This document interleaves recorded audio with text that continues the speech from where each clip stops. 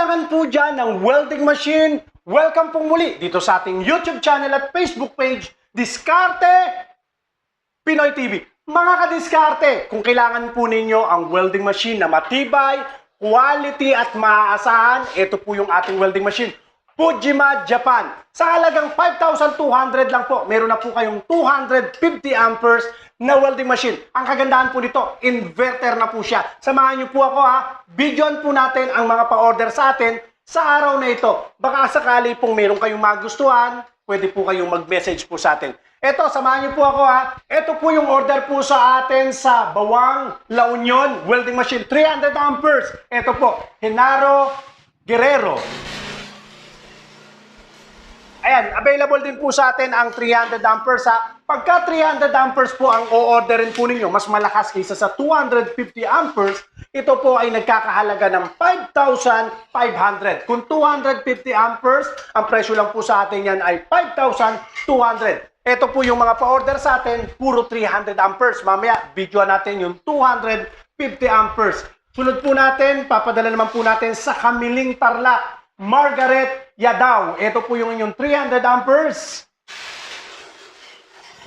Napakaganda po ng ating welding machine na ito dahil ito po, inverter na po siya. Pag sinabi nating inverter, alam po yan ng mga professional na welder. Yan po, napakatipid sa kuryente. Pangkaraniwan po kasi ng mga welding machine, pag nagwe-weld po tayo, nakikita nyo po, nagkukurap-kurap o kumukuti-kutitap yung ating ilaw o kaya yung TV na aapektuhan pati yung daloy ng kuryente sa ating bahay pag may nagwe-welding.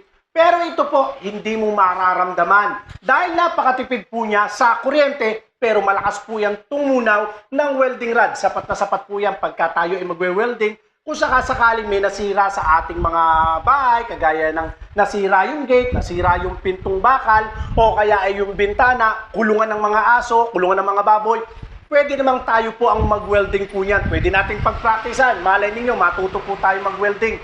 Meron ka ng investment na welding machine, nakatipid pa po tayo. Mga kadiskarte, ito po yung susunod po natin ha. Madel Araman Season ng Sambales. Ito po yung inyong 300 amperes. Ma'am Christina Migito ng Agusan del Norte. Welding machine din po na 300 amperes. Try po natin. Ayan, meron po siyang adjustment ha. Pwede nyo pong i-adjust yung ating welding machine, yung amperes niya. Ayan, dyan po kayo mag-a-adjust. Kagandahan niya, no? Tingnan nyo, ano na po siya. Digital na po siya, pwedeng 300 amperes. Pero normally, pag nagwe-welding po tayo, kahit po yan ay 100, pwede na po. Depende sa kapal po ng bakal at sa kapal po ng welding rod na ating pong ginagamit. Sunod natin si Durdance, 300 amperes din po yung order po niya. Tingnan nyo kung gaano po karami yung mga umu-order po sa atin. Mga kadiskarte, kasi naman, recommended po tayo ng mga welder. Shout out po tayo sa lahat ng mga kababayan po natin sa abroad na mga welder ha. Yung mga kababayan po natin dyan sa ibang bansa na ang hanap buhay po ay pagwe-welding. Magandang araw po sa inyo. Salamat po sa inyong panonood sa Diskarte Pinoy TV. Ma'am Maricel Baunson ng Kalasyaw, Pangasinan, 300 amperes din po ang order po niya. Kuya George Almario, ito naman po, planer tsaka 300 amperes yung order niya. Unahin natin yung welding machine. Ipapadala po niya to sa Bayambang, Pangasinan. Kuya George, ito po yung inyong pangkahoy naman po ito, planer. Hoyoma, Japan. Okay? Napakaganda po niyang ipangkatam. Hoyoma, Japan po yan. Boss Raven Garcia ng Florida Blanca, Pampanga. May kasama pong pressure washer. Pero ito yung inyong welding machine na 300 amperes. Okay, salamat po, Boss Raven. Sunod po natin, 250 amperes naman po tayo. Mas mura, mas maliit lang po siya ng konti. Boss Juanito Bilyote. Ito po yung 250 amperes. Papadala po natin to sa Aklan. Ayan, tingnan nyo kung gaano kalakas. Napakaliit lang po yan. Tingnan nyo kung gaano po siya kalaki. Tingnan nyo kung gaano lang siya kaliit. Napakaliit. Napakatibay ng frame niyan.